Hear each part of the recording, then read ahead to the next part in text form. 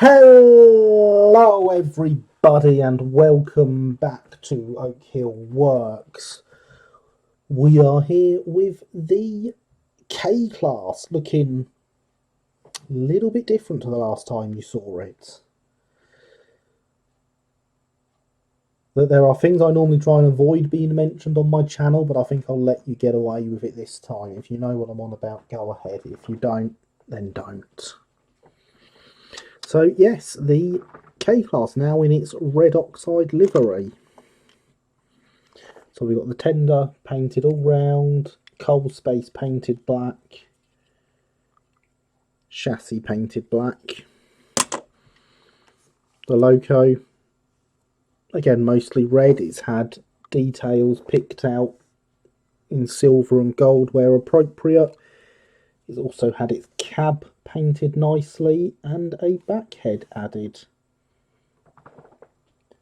So when she gets crew, she will be looking complete.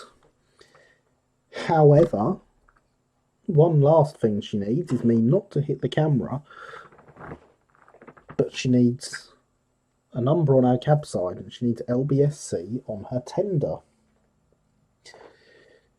Now on this, from what I can make out in photos, the locos in when they were still in their red oxide primer and running had their regular lettering, but it was white and it was unshaded.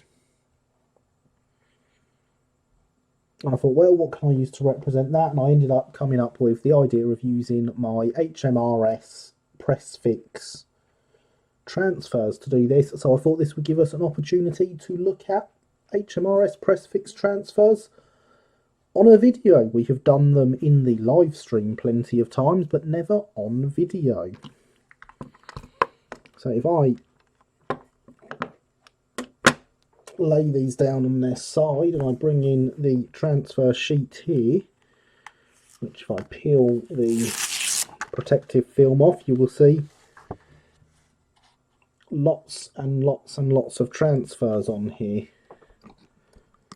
So I want to show you how these work. So we'll start with the LB&SCR that's going on the tender. And all I need to do for these is with the knife, I'm just cutting around the lettering, and I will also cut between each individual letter.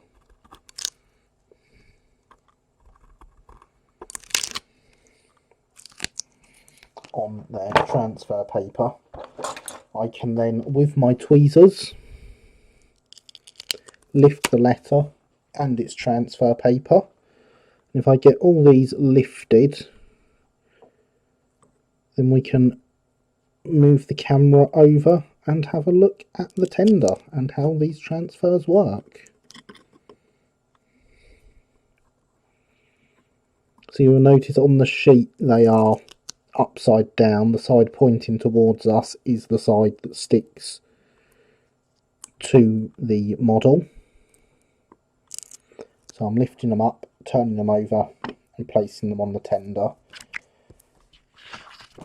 So if I move this out of the way, lift the camera up slightly, I can bring the tender into shot. And I can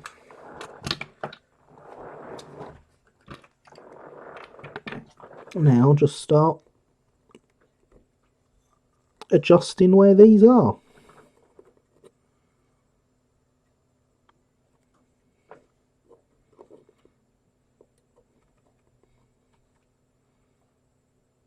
Now for now I'm only pressing them very lightly,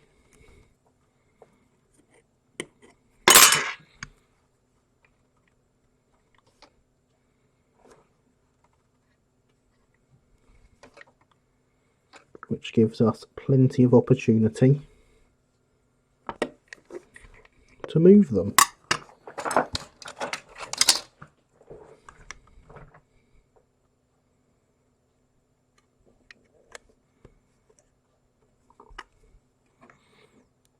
that C looked too high.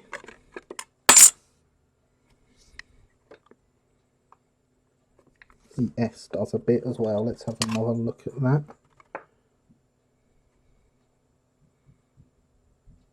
Yes, just a little bit.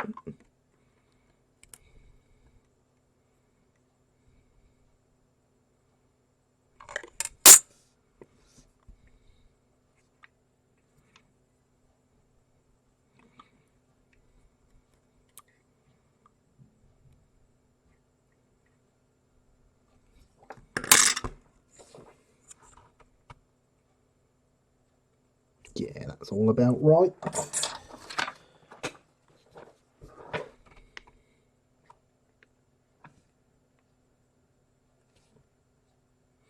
They've all got about the same spacing between them. They're certainly close enough for my modelling, so I'm just going to press them down much harder. At this stage, you can still lift these if you want. They won't stick as well when they're finally done, but it is possible. We then just take a little bit of water, drop it onto the transfer paper,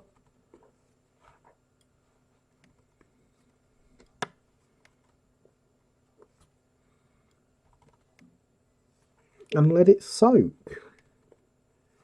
Does not need to soak for long.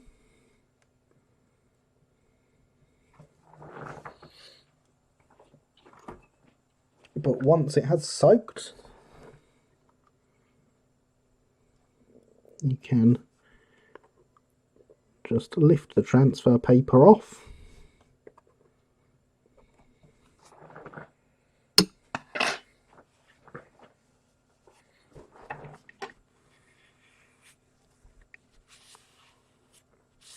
And dry it. Oh, got a bit of transfer paper on there. How silly of me.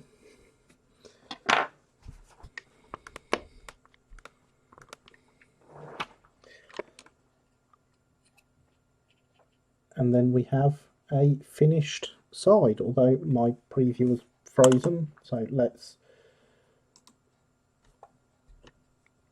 yes, a finished side. I'm hoping that has recorded okay. If not, I'll be recording this again, obviously. But let us do the loco side for the number. And then I shall finish with the other side off camera. So this engine will be number 338. So I just want to cut round 2 3s here.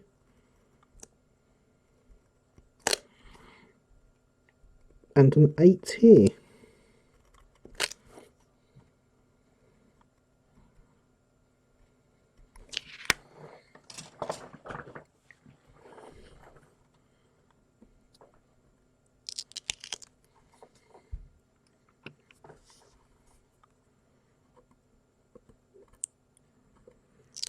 I've obviously, before filming, been measuring things and stuff to make sure that I'm getting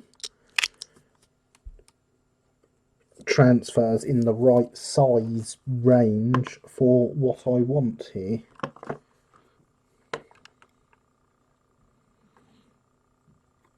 So we're going to start with the middle number 3.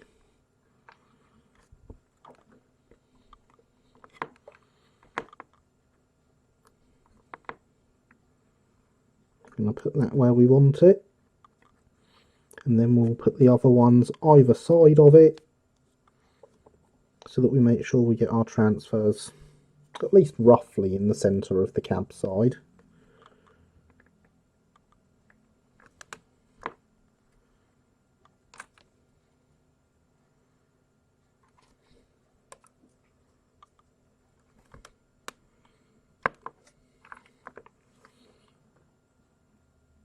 And so there we have them, and just as before, we drop some water on.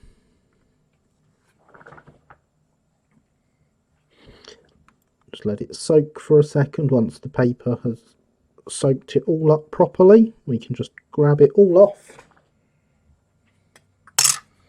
Try and not get it stuck to our hand so that it puts itself back this time.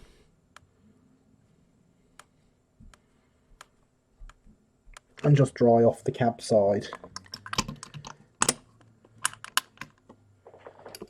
And then there we have our Loco with its correct number and lettering. So I shall get the rest done off camera, get some varnish on it, and return with the finished model. See you shortly. And we're back with the K-Class looking very different to when you saw it just a second ago. What has been seconds for you, well, a second for you, has been a few days for me, so there has been some extra detailing going on with the K-Class. So if we start round here at the front, we will see we've got a head coat disc added for the Cuckoo line, which is where Helllllooooo, the station I'm modelling, is. We've got the buffers refitted with buffer grease all over them. We've got the coupling refitted. We have lamp irons in appropriate positions. If we move along to the middle, we have a crew. We have a full plate between the loco and tender, filling the gap, so there is actually no gap there now. We have real coal in the tender, a bucket and a shovel chucked in the space for the tools.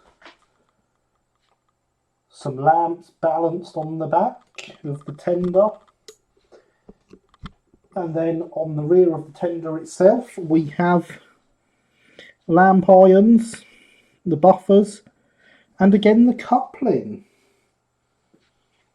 So she is now, bar a bit of weathering, complete.